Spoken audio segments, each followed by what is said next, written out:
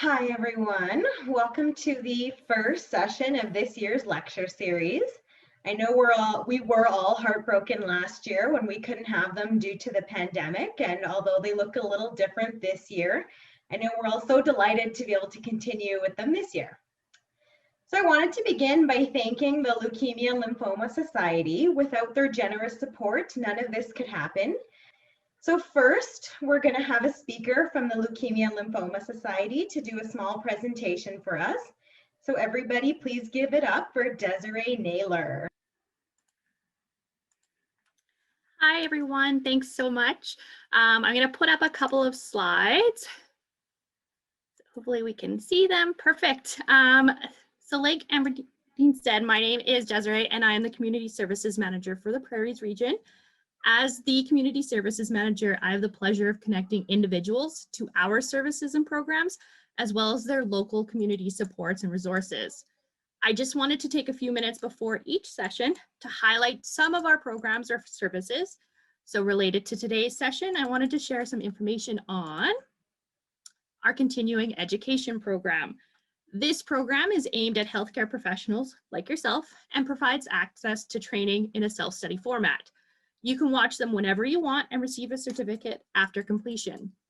We have some great sessions that are on there, including our compassionate conversations, communication with patients and families facing blood cancer diagnosis and treatment, our COVID-19 caring for a chronic cancer at a distance, and Leukemia 101. We also have an upcoming webcast, Oral Treatments for Chronic Leukemia, From Understanding to Support, which will be on April 21st, 2021. Another great HCP program we have is our CLL mentorship program. If you have questions related to CLL, you can be connected with a research nurse manager who has over 20 years experience working in hematology with patients. If you have any questions about this program or any of the leukemia and lymphoma programs, please reach out. I've added my contact information, email, phone, whatever works for you. I just want to make sure that you have all the information so you can access any of our programs. And like Amberdeen said, this year does look really different than how we've done our sessions in the past, but I'm just so grateful that we could be with you guys tonight. And thank you so much for having the leukemia and lymphoma here. So now I'll pass it back over to you to help introduce tonight's key speaker. Thank you. Thank you, Desiree. I know I love hearing about all the great resources and education opportunities available to us and our patients. They're so valuable. Next, I'd like to introduce our keynote speaker, Joyce Rees. Joyce has spoken to hundreds of thousands of people worldwide over the past 30 years. She's a highly sought after conference speaker because she's an exceptional communicator and is well known for speaking on topics such as social justice, healthy self-care, mental health within community, resiliency, and leadership development. Joyce served as the founding director for a nonprofit in Vancouver's downtown east side for nearly a decade. She's a published writer, a successful podcaster, and a regarded clergy member. Joyce relates as easily to a CEO as a street-entrenched person and is effective in building bridges between polarized communities. So let's give it up for Joyce Rees. It is a tremendous honor actually to be with you and to be able to support people such as yourself who are dedicated to the health and ongoing care of people during the worst healthcare crisis in their personal lives, I'm sure, but also in our own city and in fact our country's history. I know from a brief dialogue I had with Robin Pommier that your hematology unit at the Foothills has an absolutely amazing team of people, and undoubtedly the mere fact that you've chosen such a profession tells me you're people who are very smart and who care very deeply and are willing to leverage your gifts and abilities for the good of others. I'm super privileged to be able to bring some very practical support to you and encourage you as leaders in healthcare, and in particular in your context, as challenging as it is for your work with people who suffer from severe blood illnesses.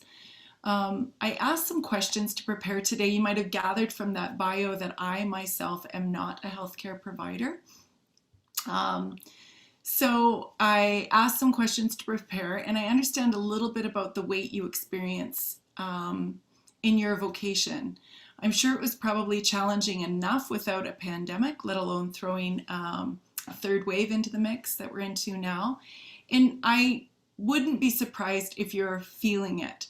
Staffing complexities, ongoing problem solving challenges, all the while trying to address very complex healthcare needs without a feeling of being maybe a robust enough team or having your tank full enough personally. Acuity and staffing challenges alone would be enough to know you need every bit of support and strength you can get. And add to that whatever you may have been dealing with in your personal life throughout the pandemic, or maybe it's all intensified, just being upended inside and outside the workplace. And you may have feelings of exhaustion that you cannot even put into words. Anyone? So then maybe somebody from on high informs you of a change that's going to result in more, whatever the more is, and you're left with a complete feeling of impossibility. There's simply no reserves left to draw upon. And maybe on top of all of this, you've been asked to mentor a student or help somebody new on your team who hasn't onboarded all the way yet. You're dealing with bone marrow transplants or administering life-changing treatment that's very intense. You're having to support patients in ways you've never navigated before. COVID protocols now have meant no visitors, so now your patients are relying on you far more than they have in the past, maybe with an expectation for a type of social and emotional presence, simply because no friends or family members can be present in the way they've been able to in normal times. You see people regularly who have a very short time to live if they're not treated, and then treatment's very intense when they leave the unit. You don't get to be a part of their ongoing journey. You don't get to go the distance with them. And that adds layers to your stress, actually. Those of you in patient care, with inpatient care, dealing day in, day out with a lot of worst case scenarios, problem solving, showing up for people in the hardest places in their life. And like I said, the stress is very high. And it's easy to forget about the success stories. They're not par for the course. I don't imagine in your vocation. So you're in the trenches here. People don't stay in this work because it's easy. We all know you signed up for it. You're people who are not afraid of hard work or facing really difficult challenges, but you can't deny that it's taxing, and undoubtedly the toll is quite a bit greater than ever before in your career in view of our current pandemic crisis. I know a bit about what it feels like to have a necessity for resilience in my vocation. As was mentioned in the intro, you heard that I spent nearly a decade of my life as an executive director of a not-for-profit I founded in the downtown east side of Vancouver, which is of course the poorest postal code in Canada, and it's not a place for the faint of heart to live and work. So as the founding director of this small not-for-profit, I was serving in a neighborhood with tremendous complexity. There are 16,000 residents in the neighborhood at that time, and 50% of the people that lived there were under the care of a mental health team. Add to that enormous addiction rates, thousands of needle users, and among the needle users, there was a 92% Hep C infection rate and an 18% HIV transmission rate annually. The World Health Organization declared the downtown east side of Vancouver a pandemic zone, and that was 20 years before everyone had started using the term pandemic. I felt like I was drowning. Every 8-hour shift, we were dealing with a minimum of 3 hours of full-on emergency, and the 5 hours remaining weren't even going to put a dent in the complexity of needs around us, let alone the reach for social transformation that we were engaged in. The burnout among inner city workers in North America, so people in healthcare, social work, law enforcement, not-for-profits, like I was in, that their average in North America was 4 years, but in the downtown east side, it was a 2-year average. And that was before the fentanyl crisis. So how are we going to go the distance? And more importantly, tonight I want to ask, how are you going to go the distance? And I want to invite you to consider whether it's possible for you to thrive in your work and not just survive. So I'm going to just pull up my slides here so you can see this while I dive in to the main part of my content. Let me just double check that I'm Good to go, yeah. So I want to talk about resilience, and I want to give you a couple of key strategies to help increase your resilience that will enable you to flourish as a unit and as individuals, not just one or the other. I gotta make sure, sorry guys, for some reason my Zoom panel has disappeared and I want to make sure. Okay, we're good. I just had to double check. Okay, so yeah, so I want to give you some key strategies to help you increase your resilience and enable you to flourish together and on your own. So celebrating is a really important piece to growing in resilience. And right now, resilience is a bit of a buzzword. You can find lots of books, research articles, podcasts, even magazine features about resilience. And I wouldn't doubt if you've already tapped a bunch of resources. I hope you have. And if you haven't, I would really encourage you to check out anything you can get your hands on to do with resilience. It really will help you. But it's gained a tremendous momentum, especially through the pandemic. There's been increased funding to better understand the benefits of resiliency equipping and the complexity that hasn't been significantly explored before now. So here on my slide, you'll see there's a few key things that you'd find out with any quick Google search. That these are areas that are continually being added to in terms of what we need to grow in to become more resilient. So things like self-awareness or seeking meaning. The idea that if you can keep on learning, your resilience goes up. Positivity, healthy self-care, and even laughter. There's all kinds of research around happiness theory, and I'm betting some of you are wishing that's what I was here to talk about in my resiliency training tonight. But I'm just going to offer you two keys that you can begin to apply starting today to increase your personal resilience and your overall strength and capacity among your team. So the first thing you need is to celebrate for reals. Yes, we talked about being in the trenches and being left at the end of every dang shift like you've survived a war maybe, but learning to celebrate is going to be really essential for your gains in becoming more resilient personally. And I'm not talking about a lifetime celebration, a retirement party when somebody retires and steps off the team.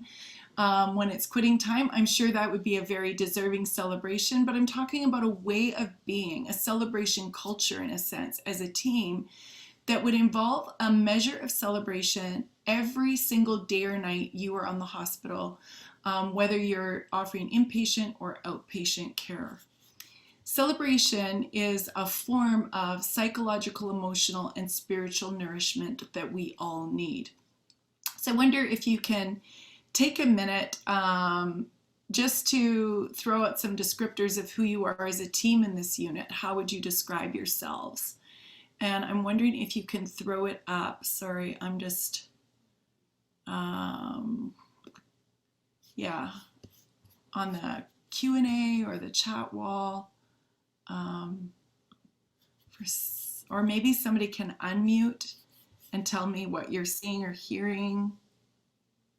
How would you describe your unit or your team? You would say we are, fill in the blank. Someone wrote supportive. Great. Excellent. I have no doubt that that's got to be your skill set. Dedicated, strong. Yeah. We don't have a voice ability, but we are very compassionate. Yeah. We are friends. Wonderful. Great. These are great descriptors, and you might come up with more if you just ponder, or you can keep throwing them up there. I wonder how these words, just being named right now in this moment, impacts you in terms of celebrating who you are. I think Robin described you had a wall recently you've renovated in your facility, if I'm not mistaken, and there used to be a wall. What did you guys call it? I can't remember how Robin described it, but it named or told some of the story arc, things that Like you a would. highway of hope. Yes, the Or, highway of hope. I knew I yeah. had the language there. Yeah, so you've already had a practice of trying to identify and celebrate particular good news in your context, but thinking beyond the moments or the patient stories, I want you to think about how to celebrate who you are as a team. What about the teamwork? Yeah, that you can identify, even things like your camaraderie. Somebody named that you're friends, and that's actually a really important descriptor. It might not be to do with your compassionate skill set or how intelligent you all are or how good you would be at problem solving or hard work. But there's going to be a certain level of camaraderie or friendship that you hold with your team. And I think maybe prior, like in the pre-pandemic reality, maybe that was experienced on the floor or in the outpatient care teams, but also maybe visits to a pub or the parties I described. I think some of you might have been involved in dog walking together or wine nights. They were part of what kept you going, and that's one form of significant celebration that we actually need. But take it out of the occasions into, something beyond the pub events or the retirement parties or the dog walks or the wine nights. And I want you to think about how you could increase celebration as part of your team culture. Research shows that celebration and acknowledgement of both courage and sacrifice has a preventative effect on PTSI, of course, post-traumatic stress injury. So I want you to think about that, celebrating courage and sacrifice as a preventative effect on PTSI. So that'll mean you're going to need to figure out how to identify those particular aspects, the courage and the sacrifice you see maybe in an ongoing way among your team members or with your patients. And then you're going to have to find ways, increasing ways, not just the highway of hope that you haven't maybe been able to rejig, but find ways to cultivate the habit of encouragement, which is a very important form of celebration. I don't know if anybody on the call tonight is into gardening. It's this part of the season, even in our short growing season here in Calgary, where I get wildly excited. So last year when we pivoted into the pandemic and well, for us, our summer holiday went poof. My husband asked me how I wanted to spend our time in lockdown, and I told him I wanted him to build me a bunch of raised garden beds. And then I went and asked a neighbor for all of his yard waste because I didn't have enough to bulk out my beds before I added my compost. And so I took his yard waste and laid it in the beds, and then I shoveled in the best veggie soil I could get my hands on. Now, my neighbor friend down the street decided she'd also put in a garden, but she wasn't going to spend money and time doing it like me. She thought I was crazy. And so she just dug up a bit of the grass and put in a little bit of topsoil and planted directly in the ground, which is, of course, a type of gardening many of us know and have had some measure of success with. I'm such a garden nerd. I actually do a methodology called square foot gardening, so shout out to anyone else who loves it. But all summer long, my neighbor friend was super struggling with her garden. She got an infestation of slugs that I didn't experience, which I don't think helped our friendship, but mostly her stuff didn't end up growing much, and it got kind of this embarrassing contrast. Whenever we would pop by one another's yards, I ended up with this astonishing crop of healthy and beautiful goodness, and she was left with this sentiment that there's no point in growing a garden this year. So what's the principle that we can take from gardening? Why would I bother tell you this story? And it's simply this, that in order to cultivate resiliency in your life, you must nourish the soil of your life. If you look after the soil, so to speak, you're going to get really good crops. That's the only reason I pulled 250 plus potatoes out of 7 square feet, and I planted 56 different crops, and it just kept coming and coming and coming. I can hardly wait to see what I end up with this year. So for you, nourishing the soil of your life is going to mean looking after your passion, your courage, your hope for your work. If you don't, they're going to become very thin, like a very thin topsoil. And that's true of many things in our life, but it's also true of our vocation. If you don't look after those aspects, you lose the oomph or the energy, or we could say it another way, you lose the plot.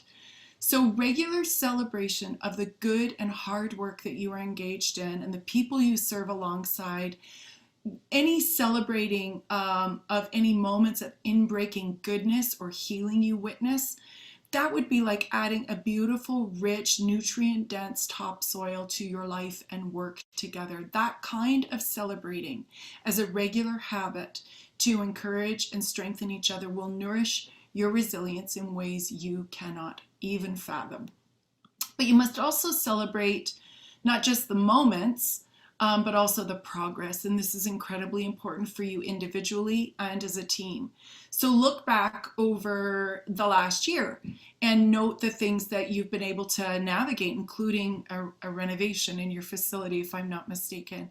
There's many, many things. When you look at the timeline, think back over your vocation. How long have you worked there? What are the things that you've navigated? What's the progress that you've seen? What are the skill sets that you've improved in? How has your team weathered changes or onboarding new people or shifting in roles? You name it. You're the people that could think of these things better than me. But you must practice celebrating the progress, not just the moments. It's very, very important. British author and educator Chris Johnstone, who works in the psychology of resilience and sustainable happiness, says this: if you don't pause to first of all notice that you've made any progress, it's very easy to feel that you're not making any progress. And if you're not making any progress, one of the risks for burnout is the loss of meaning, where you lose the sense that there's any point to what you do, but you basically run dry. So I wonder what increased celebration on a day-to-day basis in your unit could look like. Maybe it has something to do with shift changeovers, or in your team meetings, or as a part of your training, just the framework of how we get together, even in a time like tonight.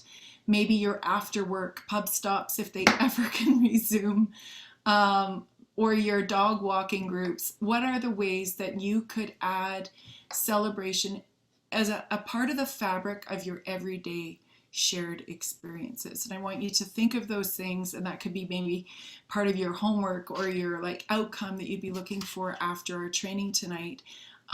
Maybe someone will even have something to share at the end when we have Q&A, if you have ideas for what that daily celebration could look like. So it's finding things and ways to name the things that you appreciate. These are things that you value. So it could be courage, it could be sacrifice, it could be progress, it could be a lot of things. Naming what you appreciate, even like some of you just named a few things, but also then naming the transformation, the successes, the healing narratives. That would include the highway of hope, but also any progress that you're making as an individual in your vocation and as a team. You know, every Friday in the trenches of my downtown East Side years, I gave a personal word of encouragement to each of my staff. And I don't know why I particularly thought to do this. It just one day came and I thought, man, we work in the grind. And so on Fridays, just before we peace out into our weekend, I decided I would take a moment, take my staff aside one at a time. I only had 7 full-time on my team, and I would just tell them something that I thought would encourage them. Sometimes it was quite lighthearted, and quite frankly, we needed to laugh in our work. I knew that laughter resiliency piece a long time ago, but I often thought of something that I thought would help them start their weekend. I kept little notes on my desk. This is back in the day before we were as digital, and I had a lot of stickies. Maybe some of you are still the people that use the stickies, but I would keep things on my desk that I'd observed all week and carefully consider which of these things would best support my coworker that I could highlight or celebrate with the Friday words. And to be honest, I think sometimes they thought, oh, here she comes with her weekly word of encouragement. But I found out way later when some of them ended up working fairly high-level jobs in the UN, for instance, in crisis places like Sudan or the Congo. And they would write to me and tell me, I have a little booklet, a little journal. I would write down in my moleskin the things that you told me on Fridays, and you have no idea how much that's still giving me traction in my very challenging work I'm in today. And I didn't intend for it to go beyond that Friday moment, but some of them started to onboard that celebration, that naming of the appreciation and the transformation in ways that it's still carrying them to this day, for some of them more than a decade later. And then the other thing I did in these years, and I'm not wanting to tell you these things to be prescriptive of like a how-to. It might not work in your context. Maybe you're not managing or leading in that way, but maybe it'll spark an idea for what it could look like for you to nourish celebration in your unit. I started a thing called Colleagues Lunch. So I just thought, you know what, if the burnout rate is this high statistically in my context, I've got to find a way to stay the course for me, for my team, but that's going to be true for a lot of others in our downtown east side work. So I just started inviting people to brown bag their lunch in our facility on Wednesdays. And this was people who normally would be experiencing burnout in our context. So healthcare workers started coming, drug and alcohol counselors, people who worked at the safe injection site, mental health outreach team members, social workers, you name it. And we were all people, if you will, who knew the trenches, but word began to spread and more people started showing up. Some people could only make it once a month because of their schedules. Others came more frequently. But the Wednesday Colleagues Lunch became a place of tremendous celebration, and resilience went off the hook. I've been gone nearly a decade, and it's still going. Numerous colleagues attribute that humble brown bag lunchtime to why they're still in their vocation, why their collaboration went up, because they started to know one another and help one another, and they had equity, relational equity to problem solve together. Their hope increased, their endurance is obviously abundantly evident in terms of their longevity. You see, celebration in its core is also a form of gratitude, and that gratitude affects our mood in ways resilience research is only learning to quantify. It has an absolutely enormous effect, that gratitude, on our resilience. So in your celebrations, whatever that looks like, whatever your ideas are, find ways to articulate your value for one another and celebrate things that you notice little and often. And then the second thing I want to help you think through today is the idea that in addition to cultivating a culture of celebration, you need to find ways to deeply connect. And this I mean by in terms of going way beyond the surface. So thinking about who's on your team. I have a cousin Brady Wilson, who he's a guru in the public speaking world. He goes in and trains in these Fortune 500 companies, doing professional development. He's authored 4 books dedicated to improving employee performance and business results. And all of his research is around the idea of energy and catalytic energy. And he's done, one of those TEDx talks that's got like 1.5 million views. And I know that you guys can't get him. You can't afford him for your unit. So I thought I'm going to borrow what Brady would say. And he says all the research shows one of the vital elements to becoming resilient is simply this.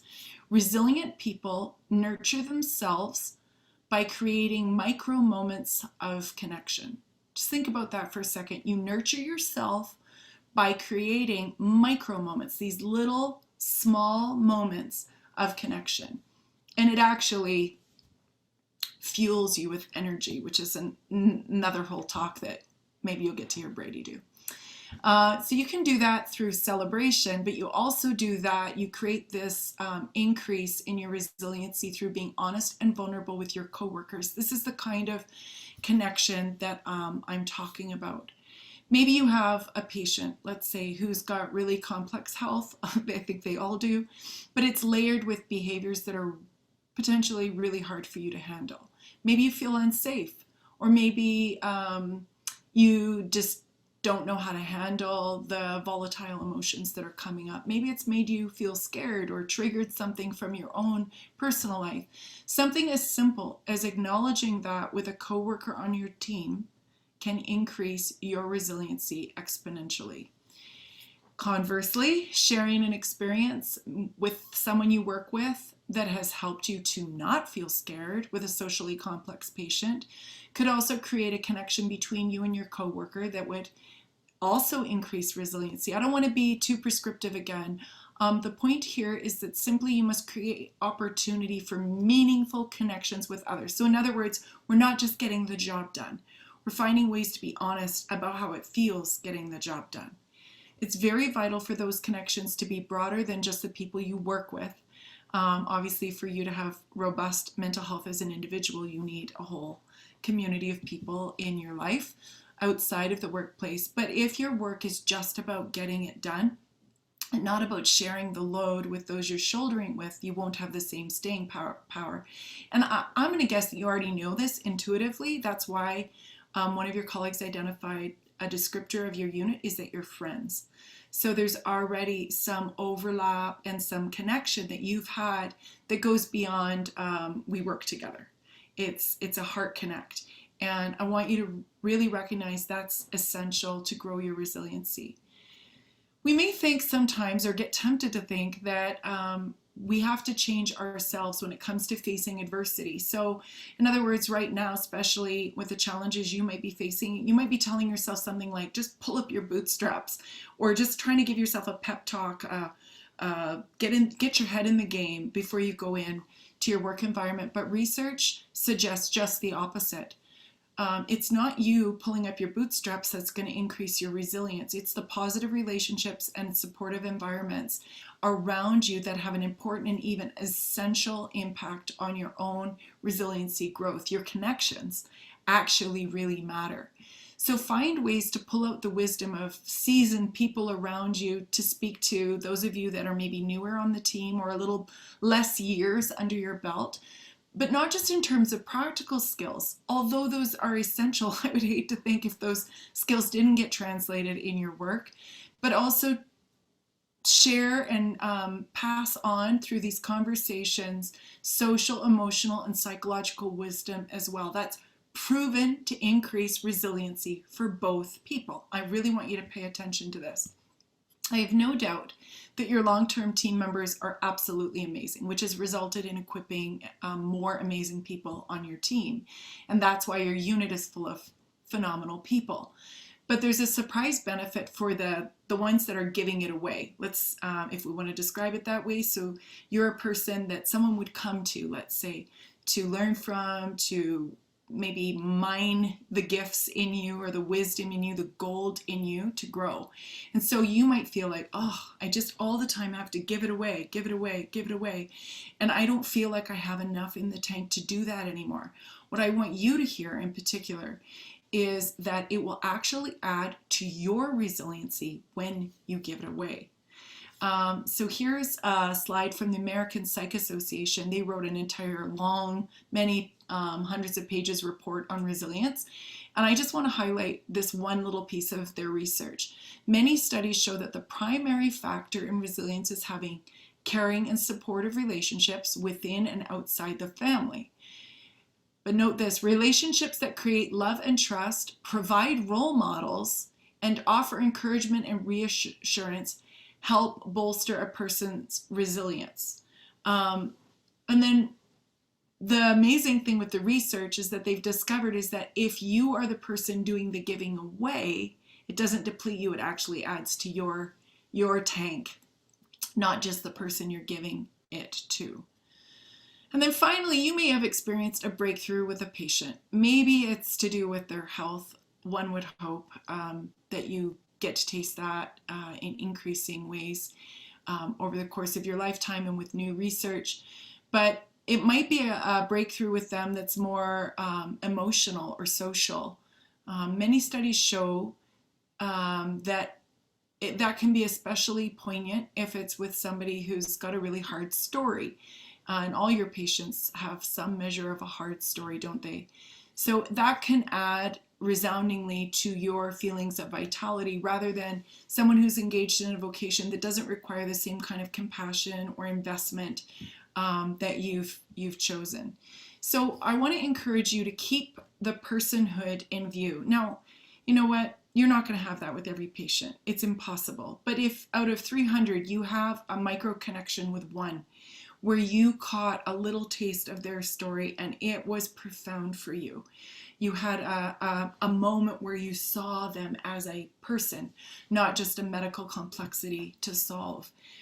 You're going to carry that the distance, and it's going to help you care for many other patients in contexts where you're not going to be able to have that micro connection, but you're going to have it building your bank in terms of your resiliency to keep pouring out. And of course, remembering that every person you care for has a story. And their story is actually much bigger than their current crisis. And that'll have bearing on how you care for them. So what's behind the anger or the frustration or whatever negative responses you might be encountering. That's also true of every person on your team. So if something's not going well on your team, or somebody's there's friction, something's rubbing you the wrong way, it could be that you're losing sight of their personhood. And I would encourage you again to push back toward that idea of needing to connect and to have even just a micro connection where you get a little glimpse of their story, maybe the stress they're under, even outside of the workplace might be a part of it. I'm going to go out on a limb, having never met any of you, apart from Robin really. And I'm going to suggest that all of you are very capable and gifted individuals who have chosen very complex care vocationally for a reason. It's part of your jam. It's what you signed up for. And I know that probably, you try to explain to someone who's not in your field what you do, and it's probably even the people closest to your partners, maybe, or your family members, or your housemates might not have a real clue even when you try to unpack it. You're people that don't want to end up despairing in your vocation, loss of resilience, thin topsoil, and end up working in a part-time line, let's say at a community health clinic, giving shots to clinic kids and weighing babies. I'm going out on a limb here and presuming that might be not where you want to be. I'm not knocking that vocation. I'm just saying that's not the work you are cut out for. So how are you going to thrive in your work no matter what the challenges you face, and even particularly the challenges that have been so steep over the past year and continue to be very intense? You need increased resilience to go the distance. And cultivating a unit full of celebration and connection is going to be absolutely key for your flourishing as well as that of your entire hematology team.